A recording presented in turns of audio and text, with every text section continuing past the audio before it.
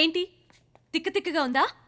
మా అన్నయ్య ముందు నా పేరు చెప్తావేంటి? నేను ప్రేమించింది నిన్నే కాబట్టి నీ పేరే చెప్తాను. చూడు, చేసింది చాలు. ముందు నువ్వు ఇక్కడి నుంచి సంజయ్, కవర్ చేసుకోకు. నా మీద ప్రేమ లేకపోతే ఇంట్లో చూడగానే మీ అన్నయ్యకి చెప్పేదాన్ని, నీకు ముద్దు పెట్టగానే అల్లరి పెట్టేదాన్ని, మీ అన్నయ్య ముందు నీ పేరు చెప్పగానే అరిసి కేకలు పెట్టేదాన్ని. ఒక అమ్మాయి ఒక అబ్బాయిని ప్రేమించిందంటానికి ఇంతకని లాజిక్ అవసరం లేదు. నీకు నా మీద ఉన్న ప్రేమని మీ అన్నయ్య మీద ఉన్న భయం కప్పేస్తుంది. వెళ్ళిపోతాను, ఇంకెప్పుడు కనిపించను. ఒక్కటి గుర్తుపెట్టుకో సంజయ్, నువ్వు నన్ను చాలా డిస్టర్బ్ చేశావు.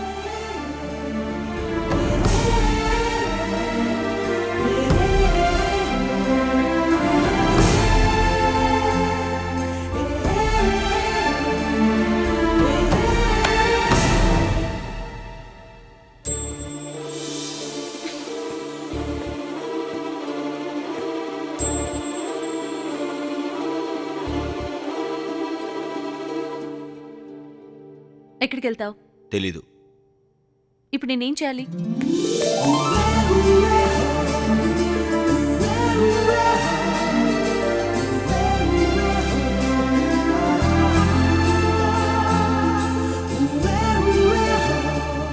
చెప్పు. ఇంతకంటే ఎలా చెప్పను?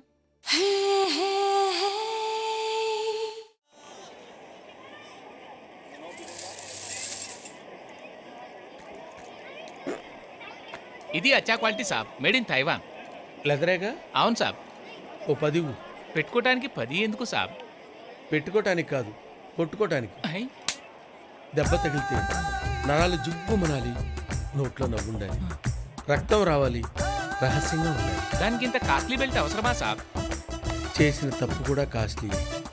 వాడిని చూడు, బాగున్నాయా? సూపర్గా ఉన్నాయి. ఆడేమో బీటేస్తాడు, నేనేమో మాటేస్తాను. మా అన్నయ్యకి తెలిస్తే కాటేస్తాడు. బాగున్నాయా? నీకున్న అందానికి ఏదైనా బాగుంటుంది అని కొనేసుకో. ఏ నీకేం తక్కువ? కొంచెం గడ్డం పెంచితే గ్యాంగ్ లీడర్లు చిరంజీవిలా ఉంటావు. కళ్ళు కనిపించట్లా? దిగో, దిగిపో. ఫీల్ అయ్యావా? చిచ్చి, ఎందుకు? వాడని మన కాదు, అలా సింక్ అయిందంతే. నువ్వు గదిలోనికి వెళ్ళిపోతావు.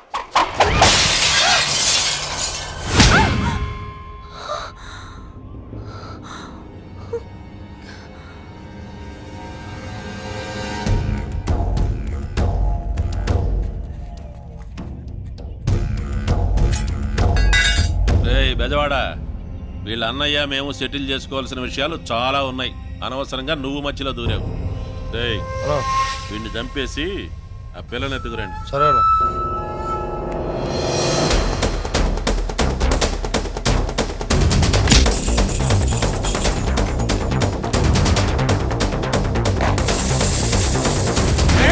నీ చెల్లెలు నా బెజవాడతో బ్యాంగిల్ బజార్కి పంపించే నువ్వేం బేగతా ఉంటావు ఇంట్లో? నా చెల్లికి ఏమైనా అయిందో? నీ చెల్లెలకి ఏం కాదు, పెళ్ళి అయింది అంతే. దానికోసం వెతుకులాడబడలే.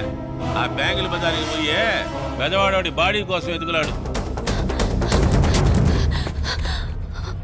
అవును, అసలు మనం ఎందుకు పరిగెడుతున్నాం? వాళ్ళు ఏమైనా చేస్తారని. ఎందుకు?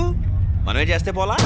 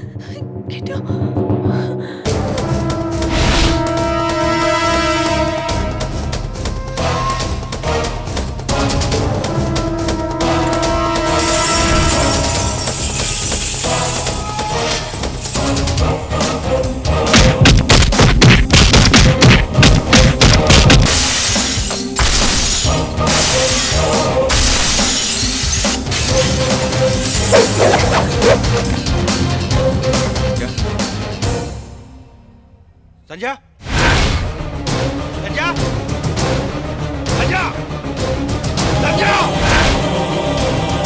సంజా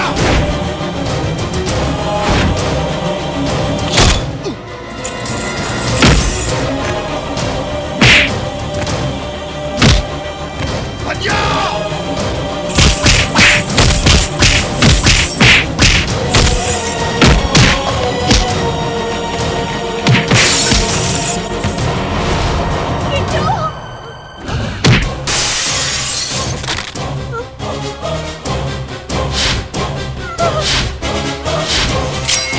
వదిలేయ్.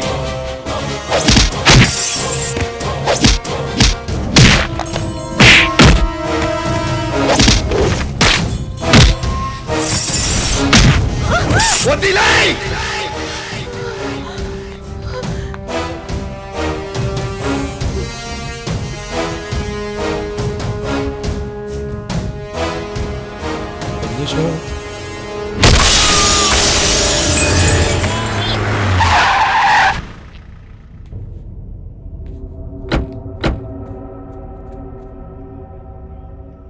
అవే అన్నయ్య ఇలా వచ్చావేంటి అన్నయ్య? నువ్వెందుకు వచ్చావు? బ్యాంగిల్స్ కొందామని వచ్చాను, కానీ బెల్ట్లు కొన్నాను అవసరం కదా అని. సంధ్య ఎక్కడా? సడన్గా అలా అడుగుతావేంటి అన్నయ్య? సంజయ్ ఇంట్లో ఉంటుంది కదా, ఇక్కడ ఎందుకు ఉంటుంది? నేనున్నానుగా, ఎందుకంత భయం? ఏంటి ఆగిపోయావు?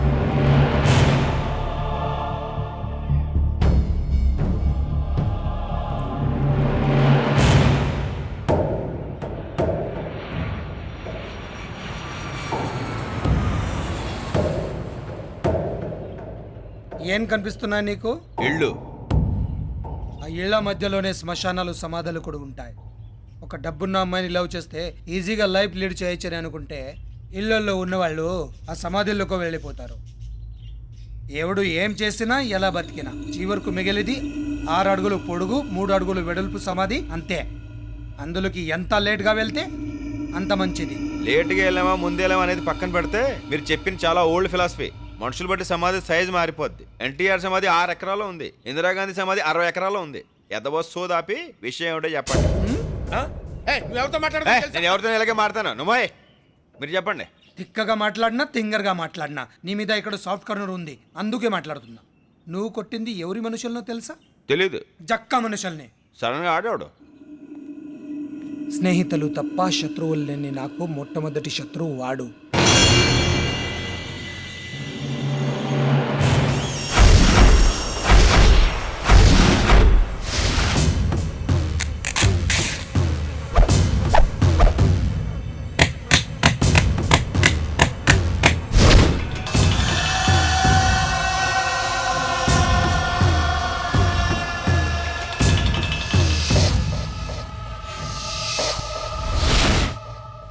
భయం అంటే ఏమిటో తెలియని నాకు భయాన్ని చూపించిన వ్యక్తి వాడు.